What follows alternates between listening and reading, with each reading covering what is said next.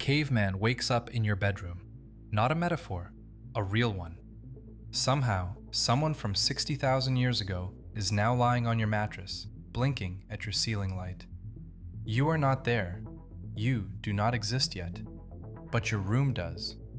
And what happens in the next 12 minutes will tell you something disturbing about him and about you. He opens his eyes. The first thing he notices is not the strangeness of the room. It is the light. It is white, even, coming from a small circle above him that gives no heat. His brain, running the same software as yours, does exactly what your brain does when something makes no sense. It freezes.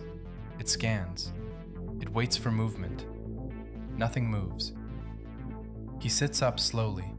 The blanket over him is soft in a way nothing in his world has ever been soft. He touches it, rubs it between his fingers. His face changes. He is not scared of the blanket. He is scared of what kind of animal produces fur this fine.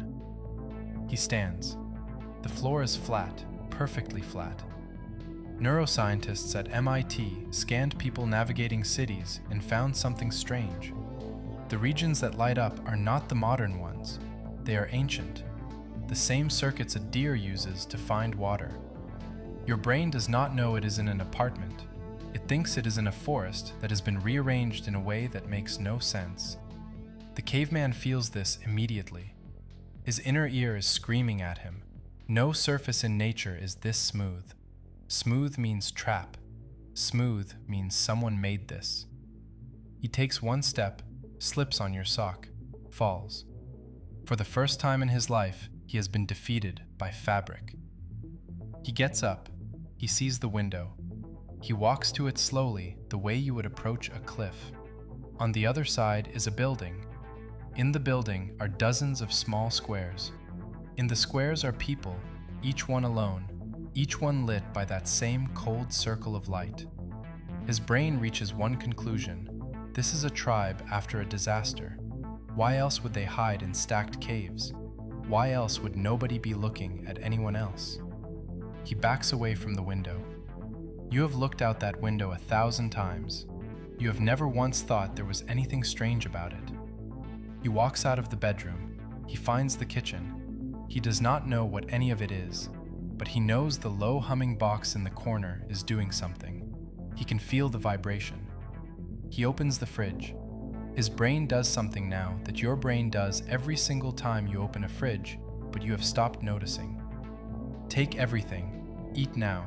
Tomorrow it might be gone. This program is roughly 60,000 years old. It kept your ancestors alive through every winter, every drought, every failed hunt. In their world, it was almost never wrong. In your world, it is almost never right.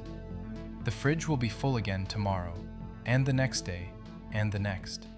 He does not know that. He eats until he cannot move. You do the same thing, just slower, just with more shame. He at least has the excuse of not knowing better. He wanders back and sees your phone on the nightstand. He picks it up.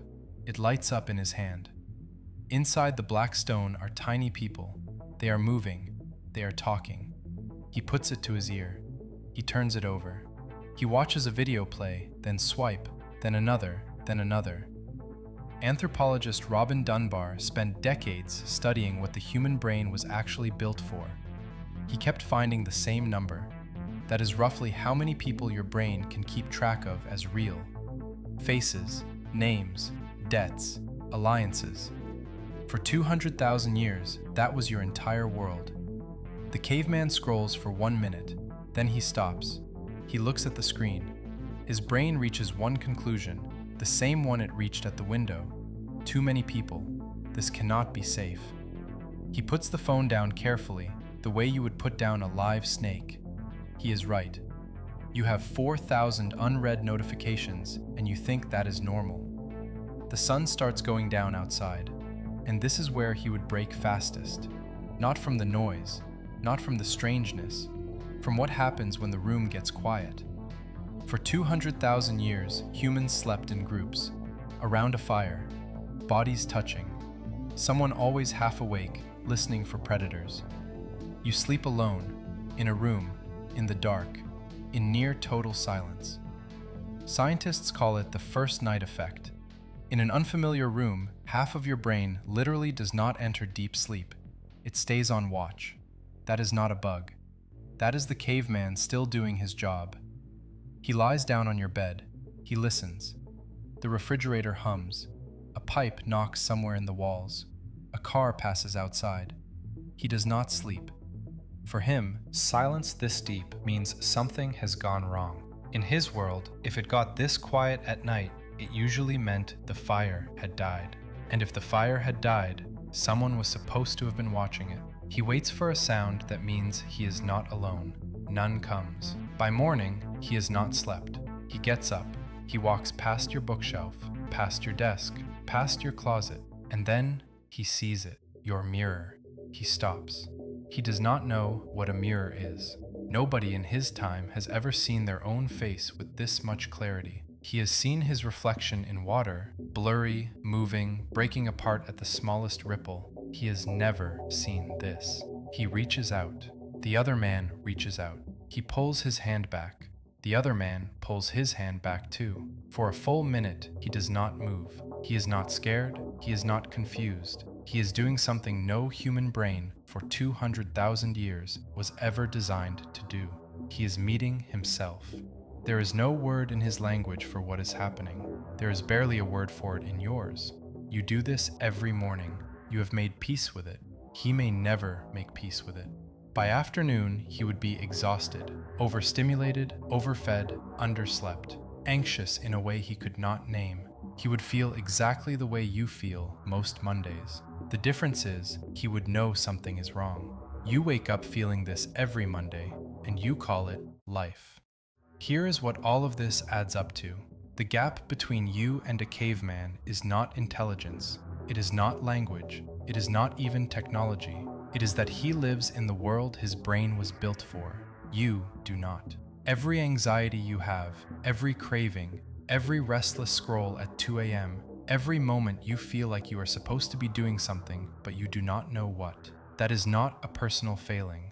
That is a Stone Age brain trying to survive in a world it was never designed for. Trying to find the tribe in a feed. Trying to find the predator in the notification. Trying to find silence in a room that has too much of it.